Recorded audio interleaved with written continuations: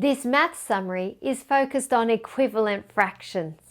Equivalent is a term that we use in mathematics to mean the same, and it also means equal. In this situation, we're looking at matching fractions together. We're looking for fractions or fractional amounts of a shape that are equal to other fractions, that are the same as other fractions, that are equivalent to other fractions.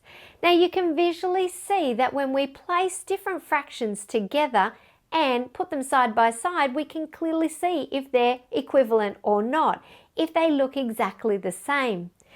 I've matched up 1/2 with some other fractional amounts.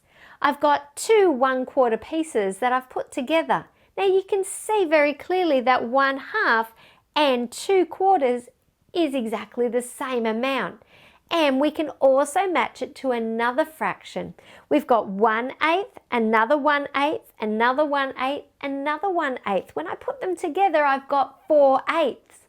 And I can see that 1/2 is exactly the same as 2/4, but they're both exactly the same as 4/8. And I can write that using my symbols for fractions. I can say 1/2 is equal or equivalent to 2/4, which is equal or equivalent to 4/8. Matching our fractions together, seeing which ones are equivalent and which ones are not equivalent, is a great skill to focus on. We can also look at 1/3. Now, what's equivalent to 1/3? Well, when I have two 1/6 and I put them together, I've got 2/6. And I can see that they're exactly the same. They're the same size. It's the same fractional amount. And so I can say 1/3 is equal, it's the same, it's equivalent to 2/6. And then when I look at 1/5, I find the same thing happens. If I grab two 1/10ths and put them together, I've got 2/10ths. And 1/5 is the same fractional amount as 2/10ths. I can say 1/5 is equal or equivalent to 2/10ths. So grabbing some fractional pieces and comparing them, working out which ones are equivalent, which ones are not, is great to do. For example, 1/2 is not equivalent to 1/3, or 1/3 is not equivalent to 1/10 or even 2/10. We need to explore and match up different fractional pieces together. But let's have a look at using a fractional wall to compare and work out what fractions are equivalent with other fractions. And you can see that I've matched some up using fractional wall pieces. If this short lesson is helping, imagine what over 200 just like it could do. Clear, quick, and confidence building. They're all waiting for you on our website. Now let's get back to it. 1/2 is the same as 2/4, and it's the same as 4/8. So 1/2 is equal, the same or equivalent to 2/4, and it's equal, the same and equivalent to 4/8. What other fractions go together? 1/3 matches 2/6, and we saw that with our fractional shapes, but now we see it with our fractional wall pieces. It's exactly the same.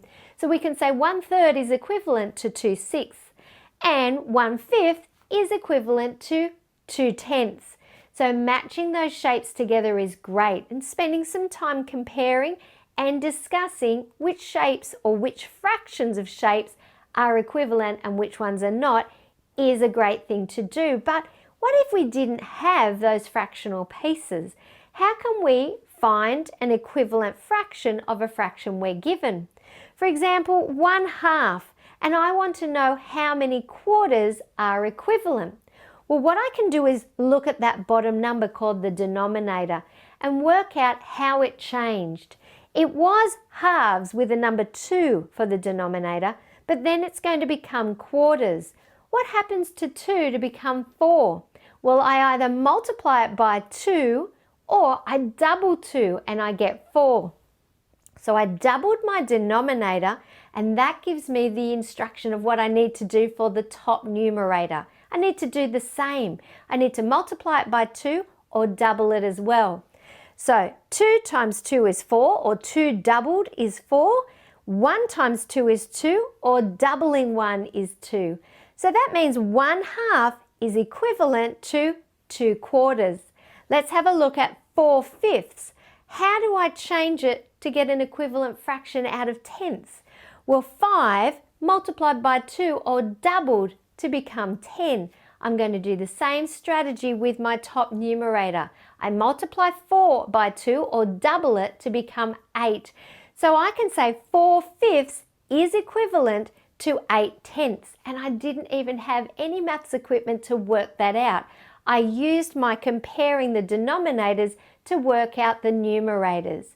So focus on the denominator, look at how it changes, and then do the same for the numerator.